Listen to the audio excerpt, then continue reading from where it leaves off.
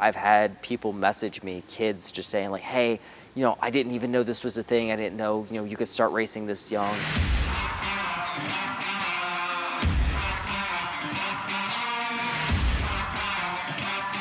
I know a lot of drivers, they get started because their family was like into racing or they kind of grew up around and in it, but that wasn't the case for me. I mean, my dad was a football coach, so like I didn't have that built into racing, but I was like always fascinated by cars from a young age. Like just, it sounds silly, but just my mom buying me Hot Wheels Matchbox cars.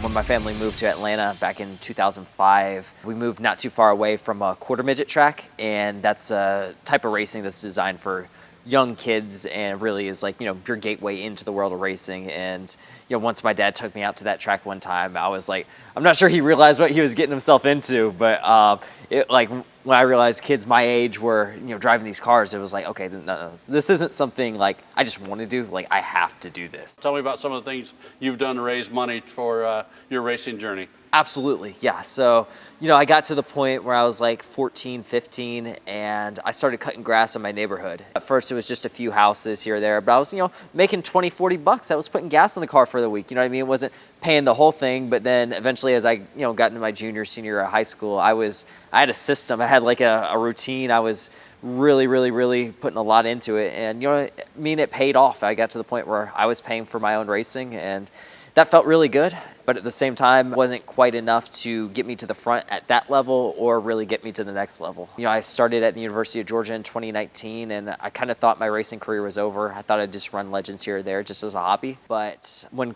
COVID hit in 2020, I had a lot of free time, and I just put it all into a sponsorship search. So I just spent all my time making connections, making messages, and it was kind of like door-to-door selling, but through the computer. And eventually I just took a leap of faith and messaged the CEO of Overtime. I thought what I did would be a good fit. I sent the message and said, hey, I'm going to be here at Franklin County Speedway in a few days. I know you guys are known for the hype and showcasing young talent, but thanks to COVID, you've been playing hide and seek over Zoom. So let's change it up a little bit. And they couldn't agree more. Luckily, they liked what they saw and they were willing to support me for the last few years. So we'll get in an opportunity with people like Overtime, who love the story about you coming through and being in these small towns and doing that.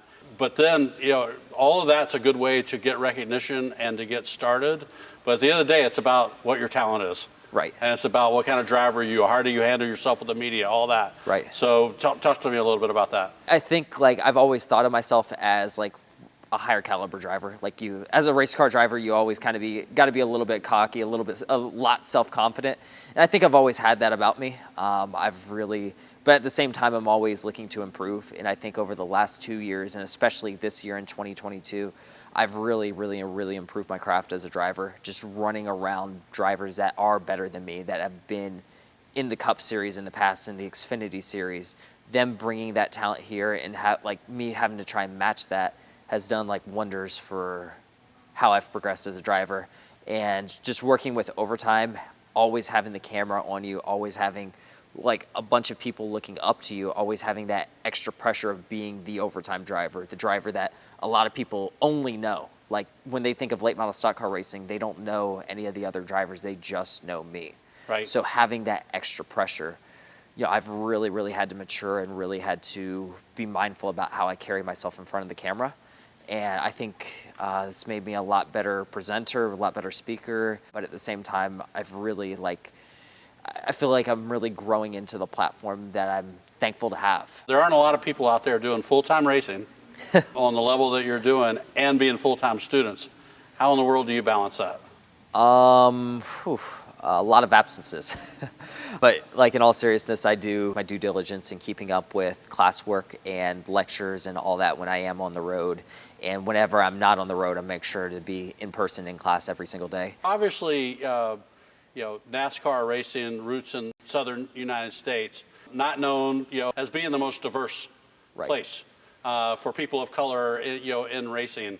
As you come through the ranks, how much did you recognize that or see that, or how much of a barrier was being a person of color? Yeah, so growing up, going to the track, I mean, it wasn't a super uncommon experience, when my mom stayed home, my brother stayed home, that I was, not only the only mixed person, the only black person, but like the only person of color, not just in the race, but just on the premises. So, I definitely noticed that growing up. And, back then when I was like 9, 10, 12, 15, there was no Bubba Wallace. There was nobody at the top levels of this sport making a name or making waves. So, you really had to be your own role model and really, put your mind to what you had to do. And, in that sense, it is the same as what, every other driver does. But at the same time, there's always that added pressure to really perform and, prove that you belong. With the advent of people like Michael Jordan now owning a NASCAR team and Bubba Wallace, have you seen more acceptance and understanding of people of color? Does it feel different than it was when you were younger and you didn't have those role models with the national media attention? Yeah. I think now there's just more means to, see more diverse faces in this sport. And you know what I mean, as I've come through the ranks, it's been a change with Bubba Wallace, kind of being the first to make it in a long time, and then Michael Jordan coming in an ownership role. We're seeing just kind of more of a sweeping change where the sport is growing and a lot of new people are joining the sport. So it's been really awesome to see, and I think that the people in the sport have been for the most part really accepting and really supportive. So it's definitely cool to see this sport, kind of go in a new direction. That's great. Well, let's talk about the Cars Tour. Yes. So, very exciting series. The competition's unbelievable. And Epic was on the car. Yes, they were. The first 2 races of the season. Talk about how, that came to be, that you and I talked about that, and then what happened from there with another major sponsor. All right, let me just check my NDAs real quick and see what I can talk about. So I knew I wanted to run the Cars Tour this year, and I was really confident I could get some partners on board once people knew what I was capable of. But like just the proving myself part, that's what I was having trouble with.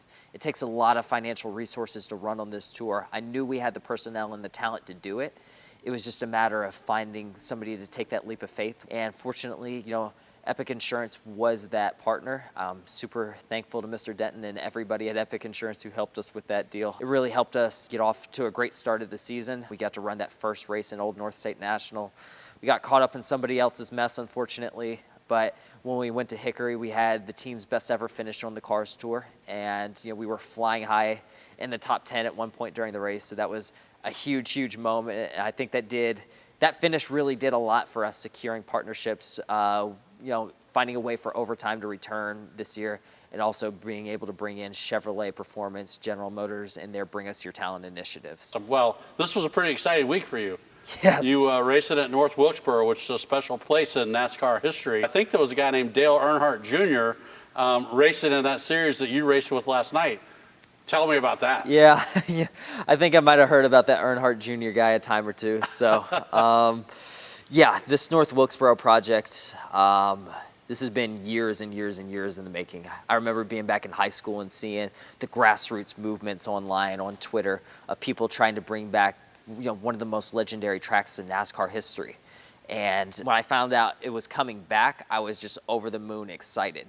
But when I found out that the Cars Tour had made a last-minute addition to the calendar and we were going to North Wilkesboro, I mean, I was freaking out. And then, Junior, he's always been a super big supporter of the Cars Tour. He runs at least one car every year on the tour out of his garage, sometimes 2. So, he was going to be there to support a movement that he had been a ringleader of, and the Cars Tour. So just to be there with him, and not only like that, but to race with him as a competitor and get the time to talk to him, to sit down and really, talk about racing. That was just one of those special days. Like that was, I think, just looking back on it, I think that's like the coolest racing experience I've had in my life.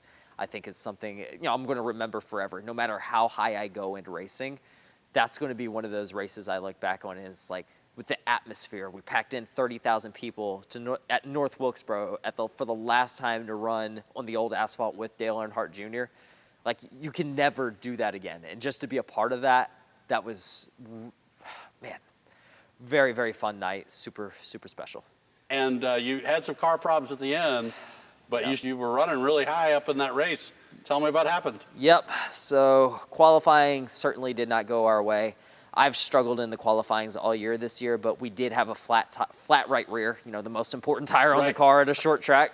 We did have a flat right rear, so we were relegated to a 30th dead last starting position. So that kind of put us behind the 8 ball, but we knew this track was going to be a cheese grater, and we knew that we had been good at tracks like this in the past where it was really a track where you're going to have to drive on the edge, but at the same time save your tires. And over the first 85 or so laps, I mean, we were really smart with our stuff, and we sliced our way from 30th to 17th, and that was on pure pace. I mean, I think there was only one mechanical retirement behind us, but there was no easy passes. We had to work for every little bit of it. And based off of where the guys around us finished, I'm very confident we would have had a top 10. But unfortunately, after the last set of pit stops, our alternator it stopped alternating. Really no rhyme or reason to it. Just one of those things in racing that just breaks your heart. Yeah, absolutely. And how much was that part cost? I don't know. We'll probably spend 45 minutes replacing it, and probably costs like $20 or so. So a $20 part costs you from being in potentially top 10, but that's racing. Yes, that is racing. The cool thing was just being a part of that event and seeing that crowd, like what that did for the North Wilkes, the Wilkesboro community. That was really special to be a part of that, and I'm glad everybody got to see Dale Jr. running at the front because he was the one that they were all there to see. Well, Hayden, thank you so much for sitting down with us today, and we wish you the best of luck and continue to watch your journey. Yes, sir. Thank you so much. I really want to see racing become mainstream again. I want everybody to be interested, invested, and kind of know something about racing. I think it's one of those universal things that everybody enjoys. It's like, I mean, who doesn't like fast cars, right?